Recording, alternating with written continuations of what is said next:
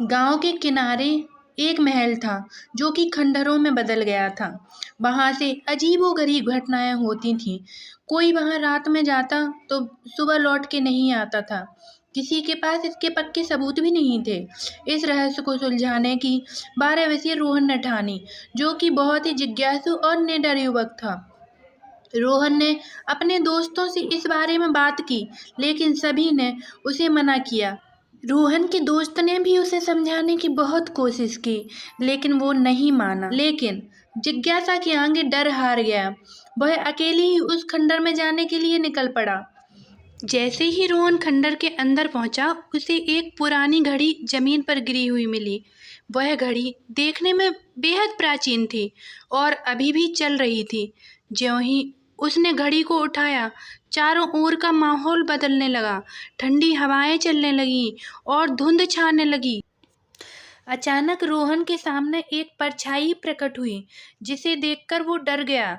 उसने हिम्मत करके उस परछाई से पूछा, तुम कौन हो? उस परछाई ने जवाब दिया, मैं इस समय की पहरेदार हूँ। जो इस घड़ी को छूता है वह समय के खेल में फंस जाता है। रोहन को समझ नहीं आया कि यह सब क्या हो रहा है। तभी परछाई ने रोहन से कहा, अब तुम्हारे पास केवल 3 घंटे हैं। अगर तुम इस खेल को जीत जाओगे तो, नहीं तो समय के जाल में हमेशा के लिए फंस जाओगे।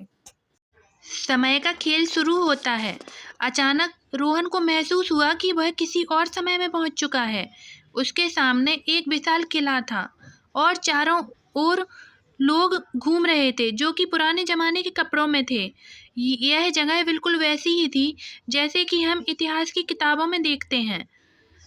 रोहन ने खुद से सवाल किया, क्या मैं अतीत में आ गया हूँ?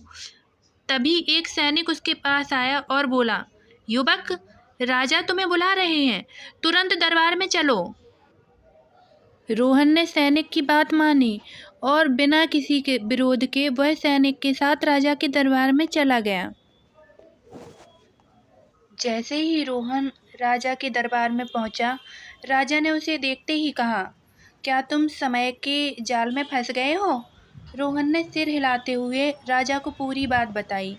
राजा ने गंभीर होकर कहा कि यह घड़ी बहुत ही श्रापित है। इसे जो भी छूता है समय के जाल में उलझ जाता है। अब बस यही रास्ता है कि तुम्हें 3 चुनौतियों का सामना करना पड़ेगा। उसके बाद तुम अपने घर लौट पाओगे। रोहन ने हिम्मत जुटाई और वह पहली चुनौती के लिए तैयार हो गया। पहली चुनौती थी बुद्धि की परीक्षा। राजा ने रोहन को पहली पहेली दी और पूछा, ऐसी कौन सी चीज़ है जो बिना हिले डुले भी चल सकती है? रोहन ने कुछ देर सोचा और फिर मुस्कुराकर जवाब दिया, समय। राजा ने संतोषजनक भाव में सिर हिलाकर बोला, हाँ, तुमने पहली चुनौती पार कर ली। अब तुम दूसरी चुनौती के लिए तैयार हो जाओ। दूसरी चुनौती थी साहस की परीक्षा। रोहन अचानक ही एक अंधेरी सुरंग में पहुंच गया, जहां पर एक दैत्य रहता था। रोहन ने हिम्मत जुटाई और वह सुरंग में आगे बढ़ा। वहां पर उसे एक विशालकाय दैत्य दिखा, लेकिन रोहन ने भागने की बजाय बुद्धि से काम लिया। वहां पर उसे एक मशाल दिखी, जिसे उठाकर उसने दैत्य की आंखों के सामने घुमाया। रोशनी से उसकी आंखों में चकाचौंध हुई और वह पीछे हट गया। वहीं रोहन को एक शिला पर लिखा हुआ दिखा, साहस और बुद्धि से हर भय को हराया जा सकता है। यह पढ़ते ही वह दैत्य गायब हो गया।